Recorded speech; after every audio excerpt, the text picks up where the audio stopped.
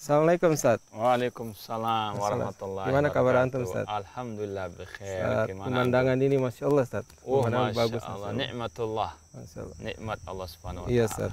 Ana seneng lihat pemandangan ini Ustaz, bagus. Masya Allah. Ustaz gini Ustaz, ada yang Ana mau tanya sama antum Ustaz. Ya.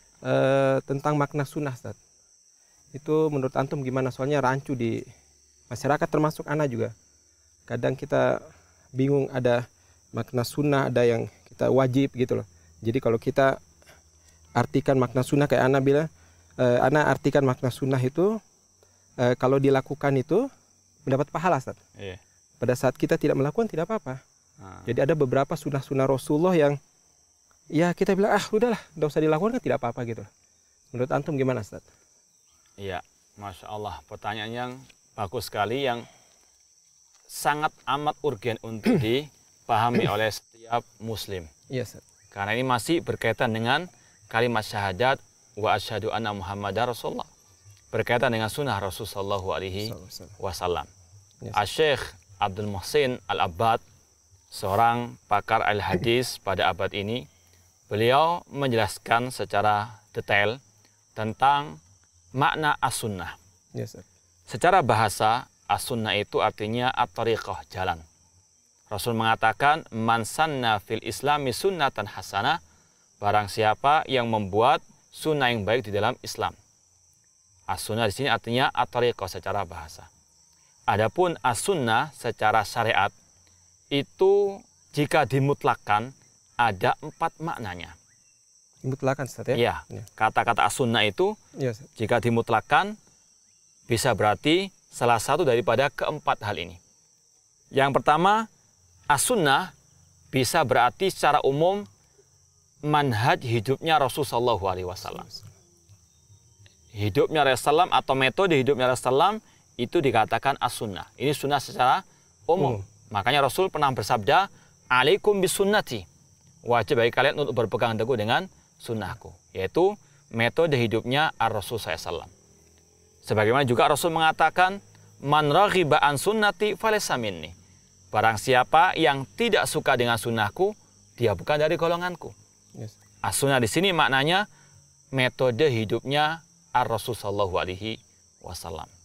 Kemudian as-sunnah jika dimutlakkan terkadang bermakna seperti yang anta sebutkan tadi, yaitu mustahab, sebagaimana yang didefinisikan oleh ulama fikih atau para fuqaha, yaitu jika dikerjakan mendapatkan pahala, jika ditinggalkan tidak berdosa. Seperti misalnya ulama ketika mengatakan hukum bersiwak itu sunnah ketika mau wudhu atau sholat.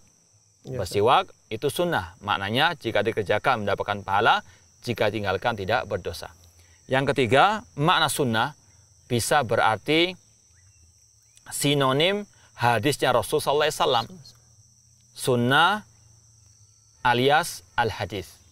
Sebagaimana Rasul pernah bersabda, taraktu fikum amrayni lan tadillu ba'dahuma, kitaballahi wa sunnati. Aku tinggalkan kalian 2 perkara yang kalian tidak akan mungkin tersesat selama-lamanya jika berpegang teguh dengan keduanya, yaitu kitab Allah, Al-Quran, dan sunnati, sunnahku. Sunnah di sini maksudnya adalah hadisnya Rasul sallallahu alaihi wasallam.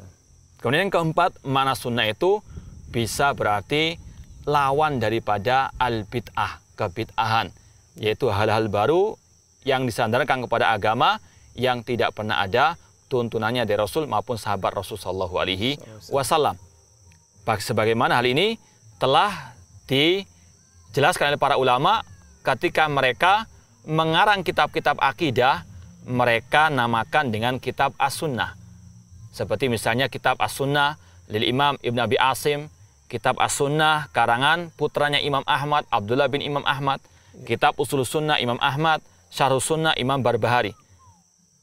Judul kitab tersebut as-sunnah, maknanya inilah akidah yang sesuai dengan sunnah Rasul, yang mengkantor, membantah akidah yang bid'ah. Kita bisa mengetahui salah satu dari makna sunnah tersebut itu dari redaksi ucapan. Yes, misalnya ketika kita mengatakan hukum siwak itu sunnah, maksud sunnah di sini apa? mustahab. Iya, Ustaz. Sesuai Jadi dengan boleh, iya, iya. karena hukum Iya. iya, Ustaz. Kalau kita mengatakan wajib bagi kita berpegang dengan sunnah, yang dimaksud adalah sunnahnya Rasulullah SAW, manhaj kehidupan, metode hidupnya Rasulullah SAW. Ya, Ustaz, kalau masalah jenggot, Ustaz. Ya. Masalah jenggot itu gimana, Ustaz? Itu maksudnya kan ada yang bilang, wah enggak apa-apa karena kita kalau enggak berjenggot ya enggak apa-apa. Rasul itu kan sunnah. Ya, jadi bisa berkali mereka bermakna, mereka masukkan ke apa namanya, kalau tidak dilakukan ya tidak jadi masalah. Ya. Pada saat kita dilakukan ya apa namanya, kayak dapat pahala. Ya, ya. Mereka berkali kita belum bisa dapat pahala di situlah.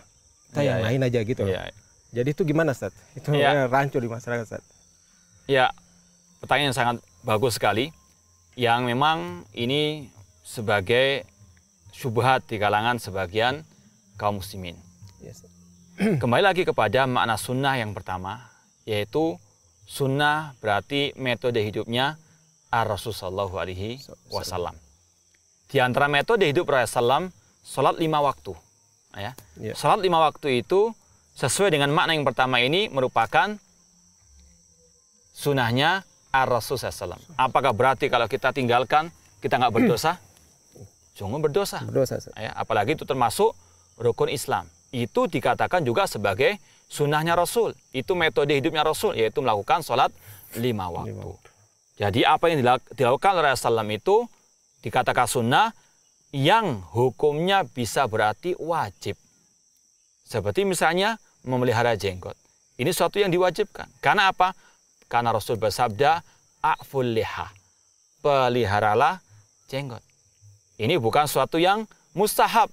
Jika dikerjakan mendapatkan pahala, jika ditinggalkan tidak berdosa. Karena ini perintah Rasul, a'ful liha.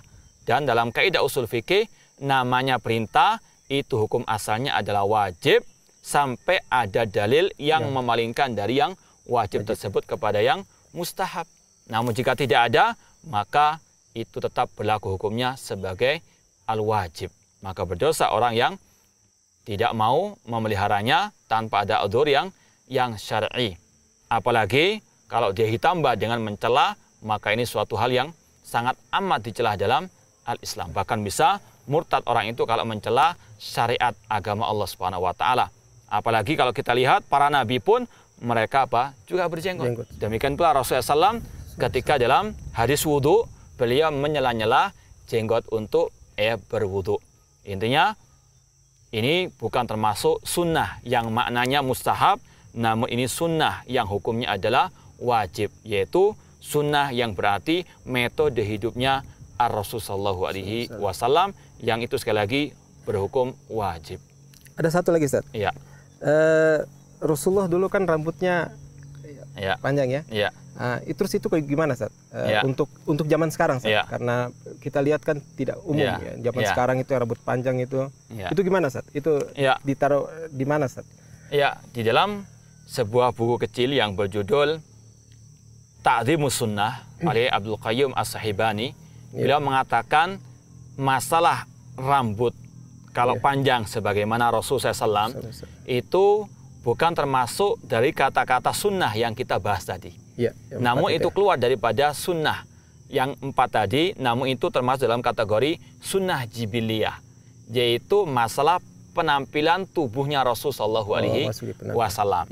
Itu secara zatnya tidak mendapatkan pahala jika orang melaksanakannya. Beda dengan kita sholat tahiyatul masjid, beda dengan kita sholat lail, sholat malam. Itu sunnah Rasulullah yang jika dilakukan mendapatkan pahala. Itu sunnah jibiliyah. Ya. Namun bisa jadi orang itu mendapatkan pahala kalau niatnya ittiba kepada sunnah Rasul Shallallahu Alaihi Wasallam. Jadi ya bukan sebagaimana sunnah-sunnah yang kita sampaikan tadi. Masya Allah. Wallahu ta'ala. Iya, Ustaz. Jazakallahu khair, Ustaz. Wa iyyakum. Masya Allah.